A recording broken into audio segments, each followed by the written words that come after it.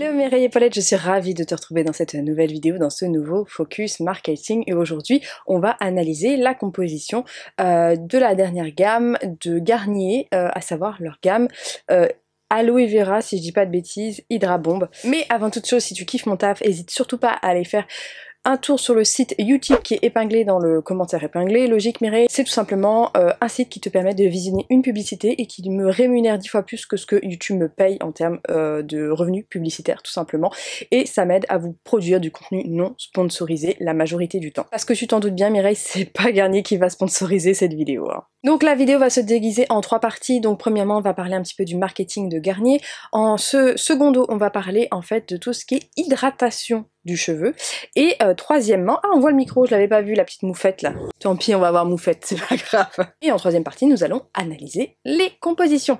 Donc premièrement, on va parler un petit peu du marketing de chez Garnier. Donc je sais pas si vous en souvenez, il y a quelques mois de ça, donc l'année dernière d'ailleurs, Garnier a sorti une gamme Hair Food qui a fait beaucoup de tapage sur YouTube, avec toutes les youtubeuses qui en ont fait des revues, qui en ont parlé sur YouTube. Et Garnier a remis le couvert récemment en vous demandant tout simplement de choisir le nouveau parfum, le nouveau goût, je sais pas comment dire ça, du nouveau Hair Food de chez Garnier. Ils ont fait une grande campagne publicitaire sur divers réseaux sociaux pour vous pousser, au lieu d'être un consommateur, d'être un consomme-acteur, afin que vous puissiez tout simplement choisir par vous-même en votant le nouveau parfum du Air Mask, dur à dire.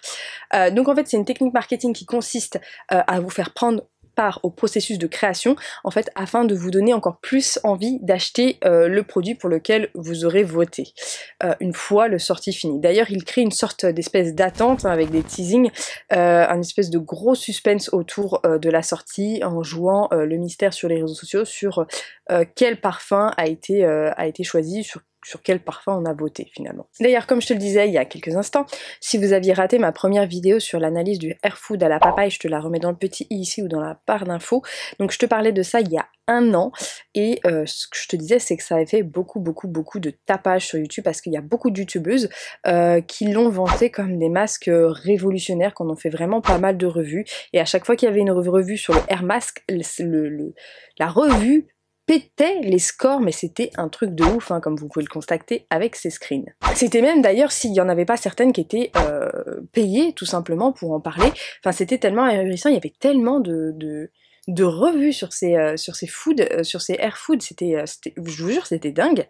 Et d'ailleurs ça a donné des idées au service marketing de chez Garnier, puisque comme il y a pas mal de youtubeuses qui se sont emparées voilà, des revues, qui ont encensé le produit, qui l'ont vraiment mis sur un piédestal comme un produit révolutionnaire, et ils ont d'ailleurs repris le fameux slogan d'une youtubeuse dont je suis Crystal, je crois, voilà c'est ça, Crystal qui décrivait le produit hydrater ses cheveux, voilà, en gros elle avait fait ça, et ça avait été repris par Garnier dans toutes les publicités en mid-roll ou en pré-roll de YouTube. Ils se sont servis tout simplement de sa vidéo pour en faire une publicité, puisque c'était une consommatrice qui en parlait visiblement le mieux. D'ailleurs, j'espère ma belle que tu as été grassement payée pour la réutilisation de ton contenu, hein, et pas qu'en dotation produit, parce que franchement ça aurait été hyper irrespectueux de l'équipe marketing au vu des milliers voire millions de vues, de ventes que tu as dû leur créer s'ils ne t'ont pas rémunéré à ta juste valeur. Donc finalement, Garnier a décidé de remettre le couvert avec les influenceuses.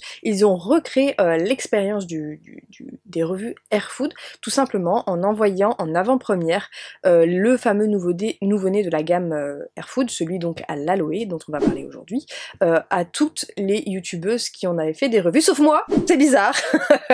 C'est très étrange, pourquoi je n'ai rien reçu, Garnier? Non mais oui, ça aurait été étonnant. Ce qui est très curieux, c'est que du coup toutes celles qui ont fait une revue, c'était toutes celles dont le contenu avait été utilisé pour en faire des publicités, et c'est toutes celles qui ont recréé du contenu pour Garnier derrière. Ce qui est curieux, c'est que j'ai l'impression qu'il n'y en a aucune qui a été rémunérée À mon avis, ils ont dû leur faire passer la pilule en mode oui ma belle, tu vas avoir le produit en avant-première, tu t'imagines pas la chance que tu as. Alors la contrepartie, c'est juste de créer du contenu pour gagner qu'on pourra réutiliser pour en faire de la pub derrière. Je pense que ça devait être ça, leur stratégie marketing avec ces micro-influenceuses. Je dis micro parce on a moins de 100 000 abonnés. Donc. Mais ouais, j'ai l'impression un peu qu'elles ont été forcées à créer du contenu en échange de la dotation de produits, et ça, on en viendra dans une prochaine vidéo, mais la dotation de produits avec obligation de créer du contenu derrière. Voilà. Donc ils ont recommencé l'expérience en envoyant les produits aux youtubeuses, et donc ces youtubeuses en ont fait des revues en avant-première pour que les consommatrices puissent avoir un avis, mais j'avais l'impression que leur avis était très guidé, tout était très préécrit, je sais pas, c'était très, très curieux. Maintenant parlons des packaging. Alors il est vraiment d'un bleu turquoise hyper beau, c'est vraiment canon, c'est vraiment magnifique.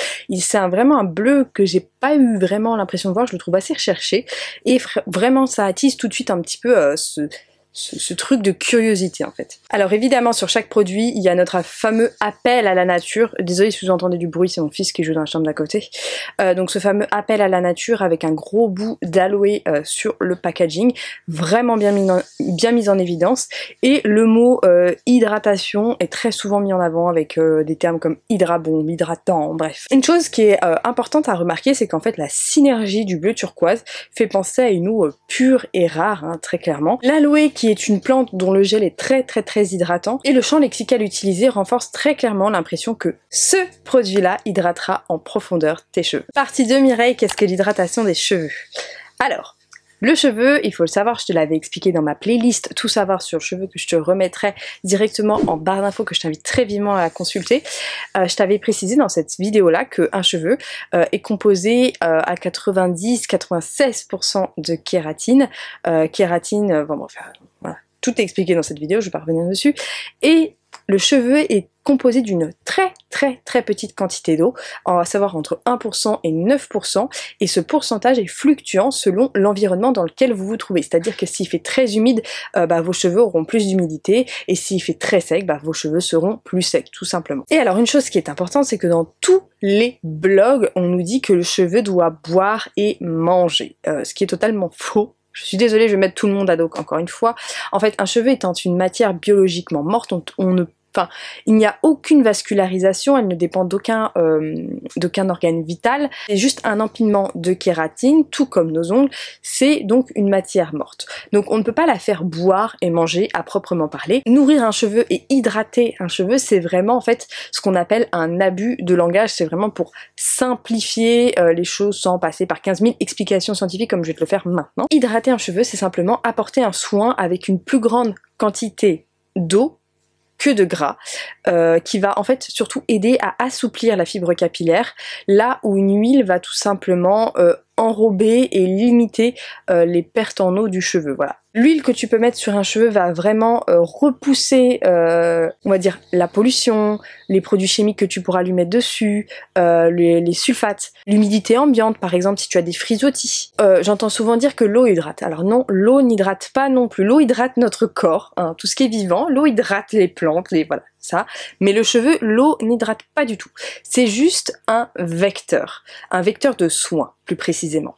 En fait, l'eau, comme notre cheveu est une matière biologiquement morte, lorsqu'on met de l'eau, vu que le pH de l'eau est neutre, ça va légèrement soulever les écailles. Il faut savoir qu'un cheveu, c'est un empilement de couches de kératine, dont ces fameuses couches de kératine sont disposées comme les tuiles d'un toit. Et comme les tuiles d'un toit, quand il pleut, il se peut que quand ton cheveu est abîmé, que quand ton toit est abîmé, il y ait des petites infiltrations, voilà, qui coulent partout dans ta maison. L'eau, c'est exactement pareil, il faut la voir comme un vecteur de soins. Donc plus ton cheveu va être abîmé, plus il sera poreux, plus tu auras de fuites dans ta maison. Et pour essayer de colmater ces choses-là, d'essayer d'assouplir la fibre capillaire, à travers l'eau, on va essayer de faire passer des soins, et c'est ces soins-là qui vont rester à l'intérieur de la maison, qui vont assouplir la fibre capillaire, la gainer, la fortifier, etc. Est-ce que tu m'as compris? Même si personne ne va avoir de fuite dans sa maison, c'est vrai que c'est mieux, mais voilà, j'essaie de trouver une image un petit peu plus parlante. Donc l'eau va soulever légèrement les écailles et aider les soins à pénétrer à l'intérieur de ta fibre capillaire, et en fait, ce qui va hydrater tes cheveux. C'est ce qu'on appelle des ingrédients qui sont humectants. Donc c'est quoi? C'est le miel, la glycérine à hauteur de maximum 10%, sinon elle est asséchante, je le précise, le gel d'aloe vera, le gel de lin, le yaourt qu'il soit animal ou végétal. Par exemple, la Belle Boucle, elle parle aussi de soins à la mélasse. On a également le sucre qui est un très bon humectant. Tous ces ingrédients-là, ils constituent une très bonne base pour assouplir les cheveux. Une fois le soin rincé, il faudra protéger et imperméabiliser tes cheveux avec une huile pour éviter que toute la souplesse, tous les nutriments apportés aux cheveux disparaissent, hein, tout simplement. Voilà, tu as de l'eau dans ta maison, et bah tu vas mettre une petite couche d'huile sur le toit, comme ça, quand il y a de l'eau qui va retomber, voilà, s'il fait trop chaud dans ta maison, bah les soins qui seront à l'intérieur de ton cheveu s'évaporeront moins vite.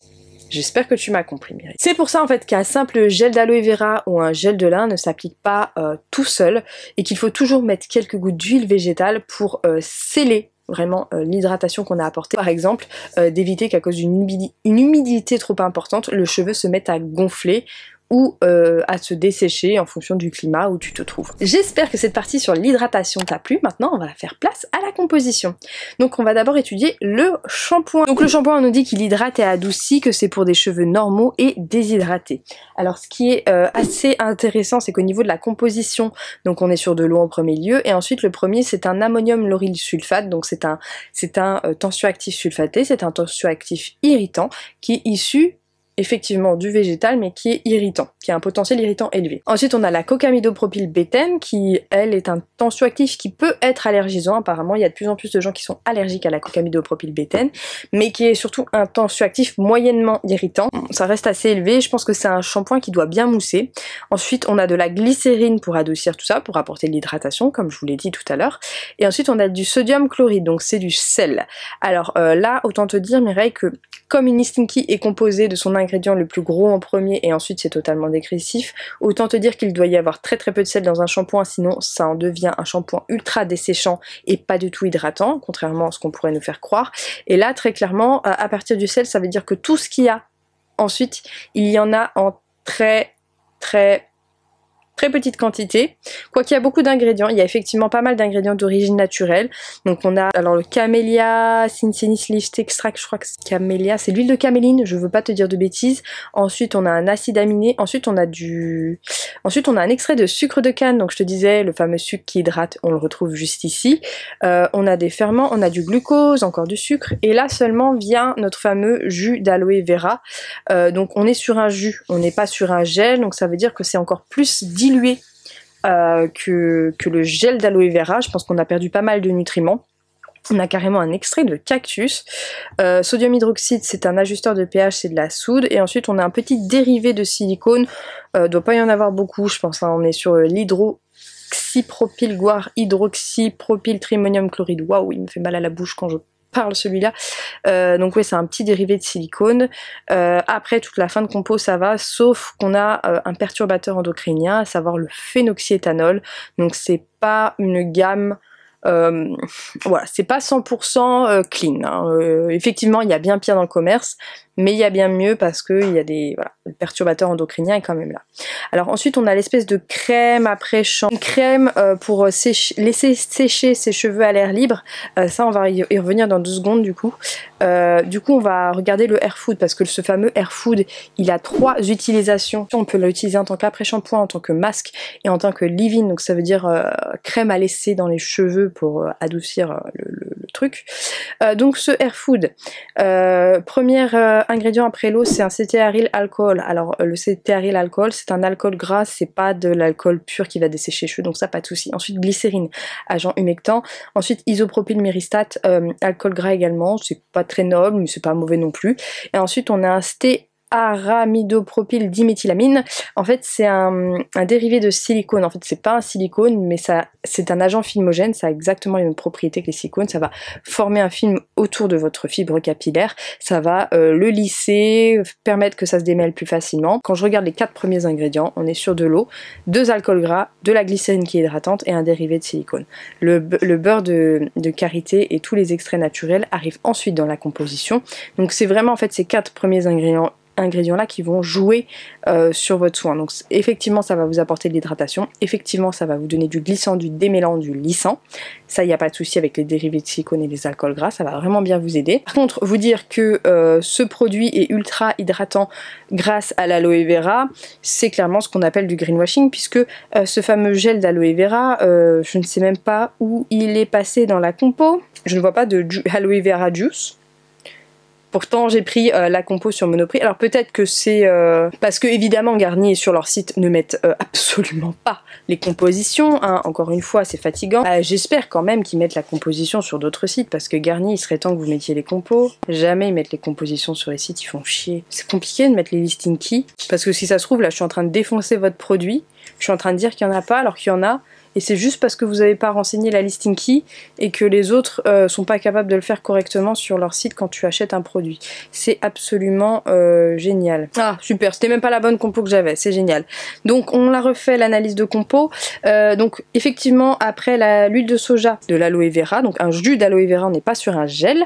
Donc ensuite on a une huile d'anus, la fameuse huile de tournesol, on a des extraits de raisin, une huile de coco, un sodium hydroxyle pour un ajusteur de pH, c'est de la soude. Ensuite on a une autre huile de coco, on a un hydroproxyl trimonium chloride machin, un dérivé de silicone en très petite quantité, puis ensuite on arrive sur les substances parfumantes, les conservateurs qui sont autorisés en bio. Bref, la fin de compo est plutôt pas mal. Et on a un petit quinoa sauvage qui est arrivé jusque là. Nono, qu'est-ce que tu fais? Alors, ce qui est intéressant, on retrouve quand même une base qui est très similaire. Et les conservateurs sont les mêmes pour tous les hair food. Vraiment, la formule change que très peu. Et en fait, c'est ce qu'on appelle du marketing par la nouveauté. C'est-à-dire qu'on va garder la même composition, quasiment la même. On va changer très peu de choses.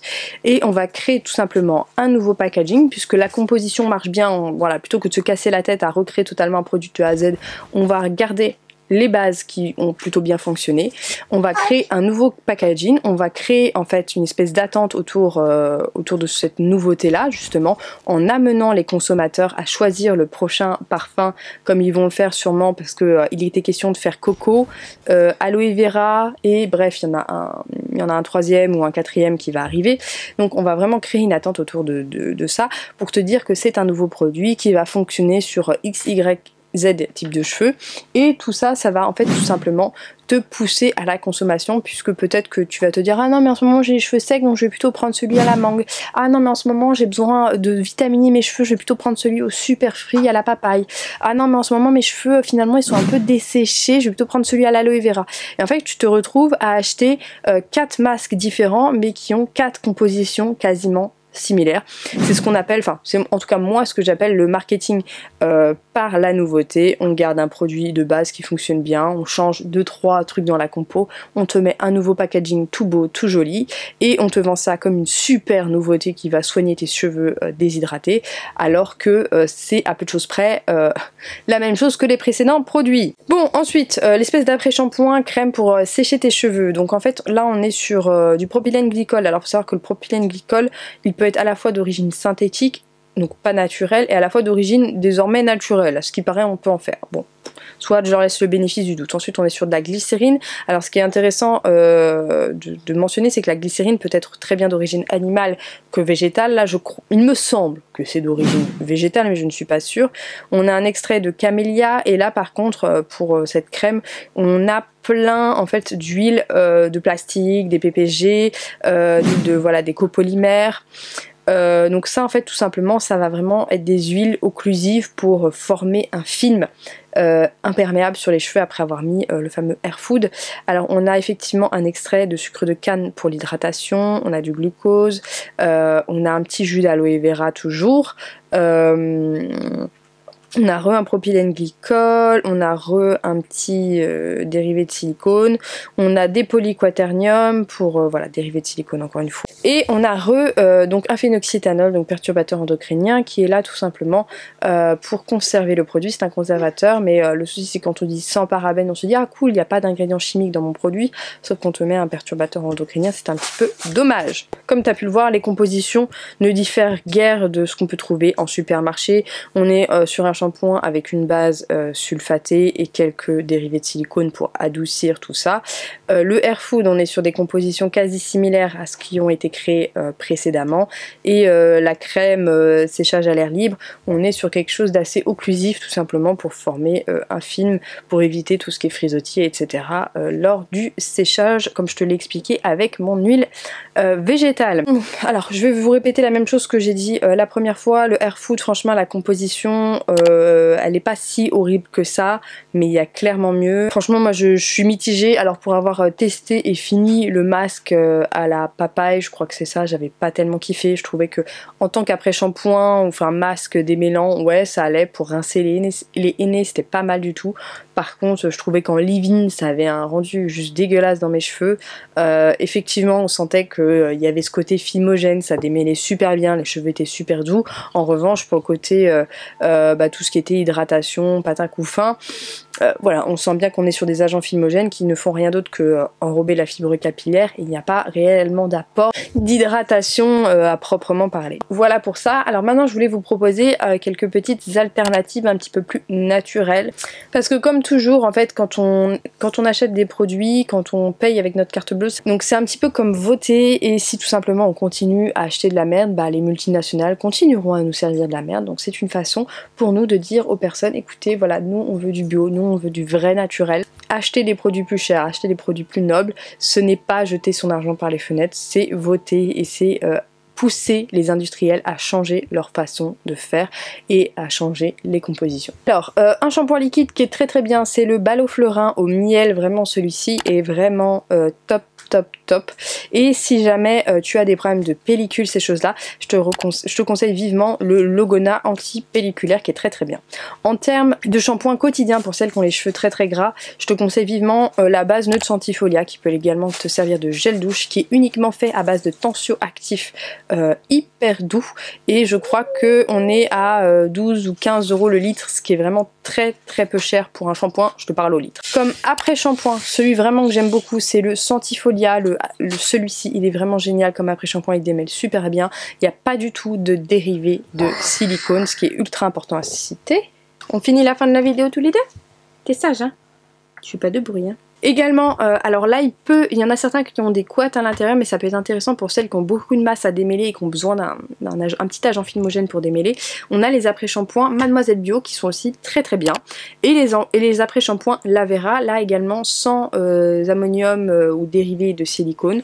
Donc ça peut être très bien. Et les Lavera, faut savoir qu'ils sont très peu chers. Également en masque, tu peux t'en servir aussi en leave-in. Tu as Mademoiselle Bio qui propose différents types de masques, donc à savoir masque nutrition intense, vous avez d'autres masques que je vous mets là en photo qui sont pas mal du tout.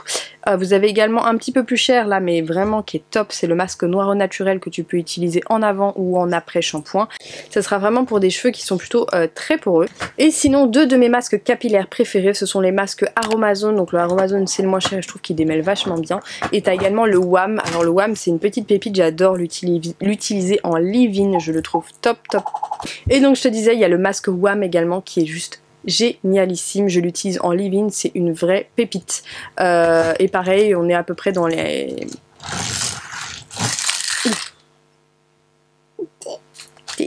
Donc je te disais, le masque WAM, vraiment pépite, on est vraiment très nombreuses à l'adorer dans la beauty sphère, dans la green beauty sphère.